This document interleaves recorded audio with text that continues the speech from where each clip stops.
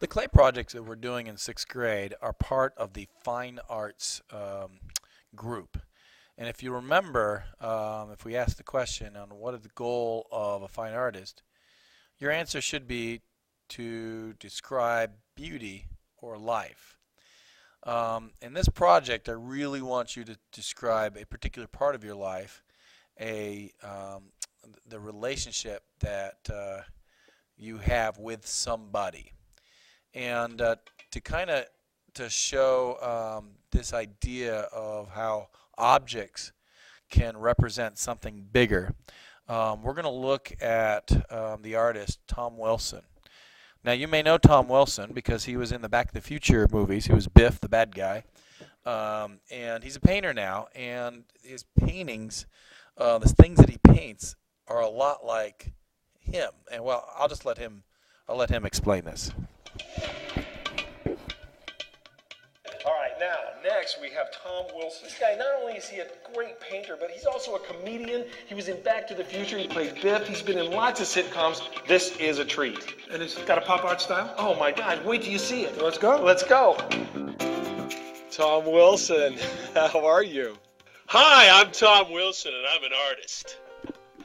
I've studied, I haven't studied anywhere. I can't do it. No, I got props. I studied at the Art Academy of Los Angeles, California Art Institute. Studied privately with the painters Rene Amatai, Arthur Eggerly, and they all threw me out because I stunk. But here I am, painting. I'm also an actor. As some people know, I played Lorraine, Marty McFly's mother in the Back to the Future movies. All right, I didn't. I played Biff, the bad guy in all those Back to the Future movies, and I've been a recurring regular guy on the shows Ed on NBC. Thanks. On Freaks and Geeks, on many, many television shows. But really, what I'm all about is the art. The art is what I call big pop fun because it's that. I mean, it's big. I do relatively big canvases, but really they're big ideas, big color, unapologetically pop, and they're just fun paintings.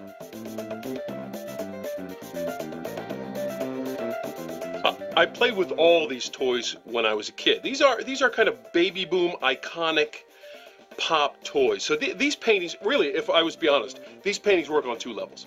They work as pop art, as iconic, nostalgic memories for people of going, oh my gosh, electric football. I played electric football, or the Viewmaster. It's about like, wouldn't it be great to take this gigantic Viewmaster and just look into it and remember all those pictures that are already in your head. It's a painting about the pictures that are in your head. Secondly, I'm a pop icon myself. People look at me in airports and go, hey, that guy, hey, honey, come here, it's that guy. Hello, anybody home? Hello? And then they have to come up to me and go, I was in 9th grade, and my dad took us in this Ford LTD station wagon to see that movie. And so there's a connection there, which is through popular culture. Pop culture is so powerful that I thought, this would be, in a way, my answer to being a pop icon myself. Paintings of ray guns, Viewmasters, electric football, G.I. Joe, all kinds of stuff, and get the same reaction that I get at an airport. Just, hey, G.I. Joe. Hey, I had a G.I. Joe. It's, and they do. So it's kind of mission accomplished.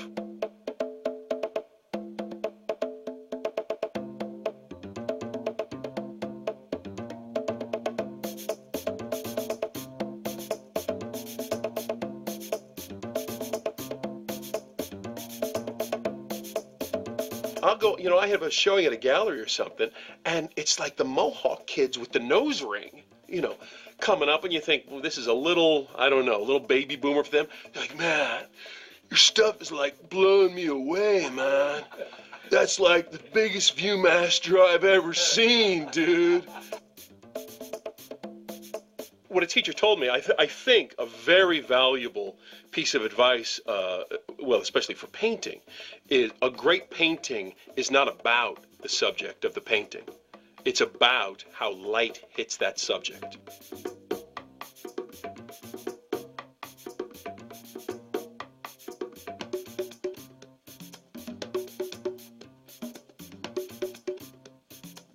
I have endless lists of stuff that I'm going to paint. And the funny thing is that when people see these paintings and they see 1 and then 2 and then 5 and then I start showing them, hey, how about number 15? And then they go, hey, you know what you could paint, and then they go off into it. I don't even have to think of stuff. People go, hey, slot cars. Hey, how about that magic 8-ball that you used to shake and get the answers? Oh, Barbies. Hey, Chatty Cathy, how about that? Remember creepy crawlers that you used to do? So people go crazy, and they start just supplying me with so many ideas, and I'm taking out a pencil, and creepy crawlers, Chatty Cathy. That's a good idea because, I think it's fun stuff.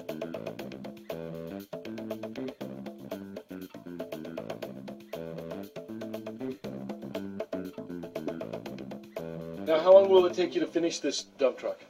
I don't think that's any of your business, Mike. Why don't Did I you just back off? I crossed the line just there.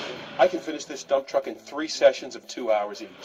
It depends. When I feel like, you're playing with it and you're playing with the colors and this is right and that is right, and then somehow, for me, the whole painting takes this turn, like it's close to being finished. It's not there, but it's close. Then you really start working. To me. Then it stops playing around. Oh, is that red right? And then you start, I'm in the zone now. Okay. Highlights, where'd the light hit? Boom, there. Yes, oh, you're good. Boom, boom, boom. Then I got it, baby. Hello, dump truck. Yes, it looks realistic. Give it 5, self. Yes. And then you just go, nobody's here. But when it does turn the corner, you think, oh, it's starting to really look good now, and then it's really exciting. That's great. And then finish it up, sign it, and next painting.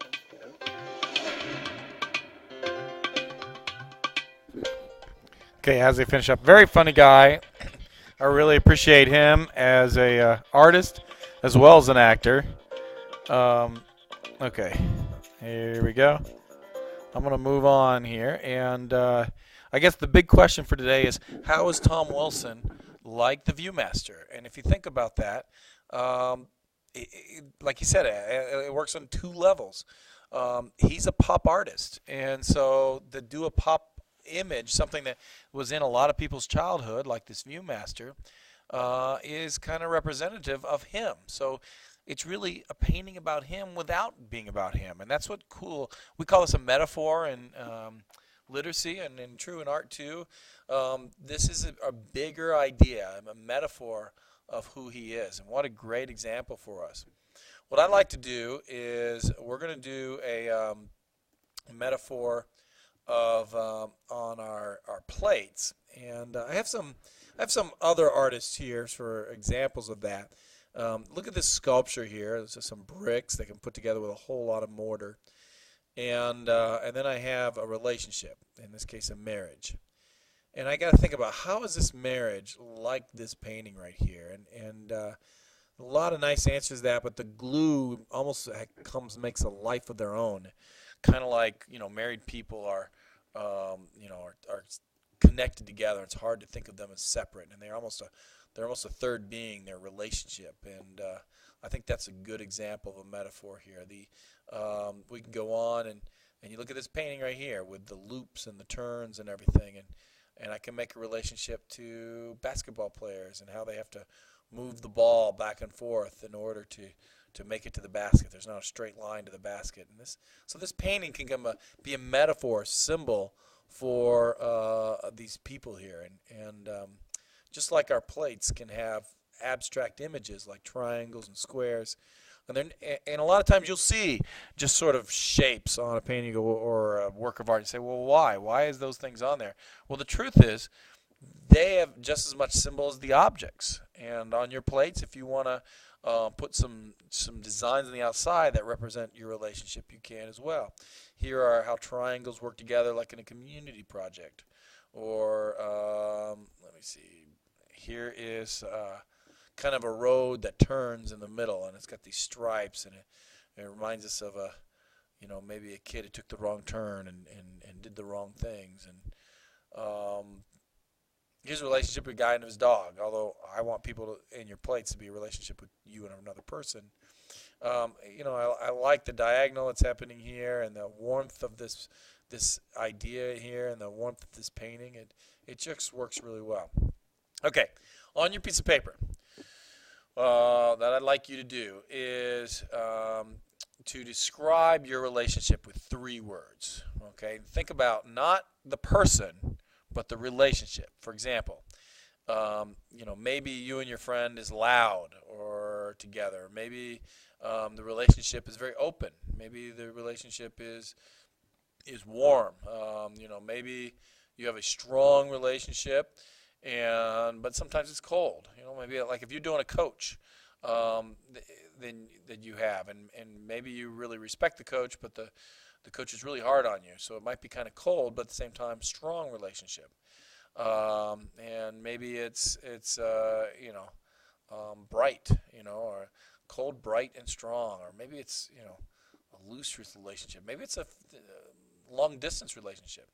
Then you take those 3 words, and what I want you to do is think about an object that might have those 3 things. When I think of strong and what did I say there? Maybe the hammer would be good if the relationship was strong and cold. A hammer's kind of cold, but it's strong and it's useful and it works. So maybe your image can be a hammer. I had a girl that, what I don't want is just things that you share. So don't say, we both like to go to Taco Bell, so therefore tacos would be a good represent. We both like tacos. We both like Ohio State football or something like that. That's what you share. But how is your relationship? I had a girl a couple years ago say, well, I have a friend, and both of us are kind of quiet, and I bet a lot of people think we're very plain in school. But at home, we're really wild, and we're together off. It's crazy, and we're a lot like a taco. And I thought, what a great example, what a great metaphor, is that the taco represented them. So think of an object that might represent yourself, and on the right side of that paper, go ahead and either draw some objects, and don't worry, because we're going to print these off of Google. We're going to find the images off Google. So if you don't draw it very well, that's okay. That's not going to be your final. Or if you want to just write some objects that might represent those 3 metaphors of your relationship. So at the top paper, make sure you write the person's name. My relationship, let's say if I want to do Mr. Nelson, and me and Mr. Nelson are friends, so I'll put that down, and we work together a lot, and we get to higher places because of the things that we do. So maybe our relationship's like a ladder. It's very practical and it's very helpful, and it helps us get to higher places. I don't know, so the ladder would be the image, and helpful and working together, and getting higher is that the adjectives. And make sure you fill out the paper and bring it to art class tomorrow. So when we go looking at stuff on the Google image search, you can catch up with us. So that's it. Thank you.